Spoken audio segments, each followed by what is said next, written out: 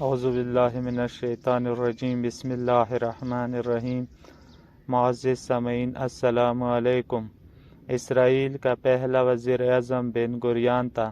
ایک روز کچھ جلدی میں گھر سے جا رہا تھا کہ اس کی بیٹی نے یاد دہانی کروائی کہ آج دیواری گیر یا ویلنگ وال پر سالانہ دعا کا دن ہے۔ بن گوریون نے جواب دیا کہ ریاستی امور سے متعلق کچھ اہم کام نمٹانے ضروری ہیں۔ بیٹی نے کہا کہ سالانہ دعا سے اہم اور کیا کام ہو سکتا ہے؟ بن گوریون نے تاریخی جواب دیا کہ اگر صرف دعا سے کام ہوتے تو تمام عرب اور مسلمان حج کے اتنے بڑے اجتماع میں ہر سال اسرائیل کی تباہی اور بربادی کی دعا مانگتے ہیں، لیکن عمل سے آ رہی ہیں، جبکہ نتیجہ تمہارے سامنے ہے۔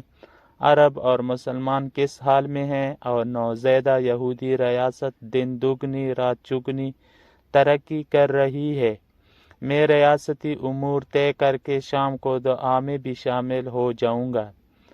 1.40 ارب سے زیادہ بے عمل مسلمان اس 60 لاکھ کی آبادی والے ملک کے سامنے بے بس ہیں اور آہستہ آہستہ اس کی شرائط پر تعلقات استوار کرنے کی فکر میں ہیں۔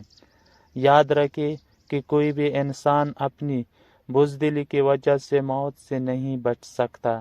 اگر صرف دعاؤں التجاؤں سے مسائل حل ہونے ہوتے تو نہ غزوہ بدر کے لیے جانا پڑتا، نہ احد، نہ خندق اور نہ باقی تمام جنگیں لڑنے کے لیے۔ معزز سامعین، مسلمانوں کو علم اور عمل کرنے کی ضرورت ہے، اور آپ کیا سوچتے ہیں؟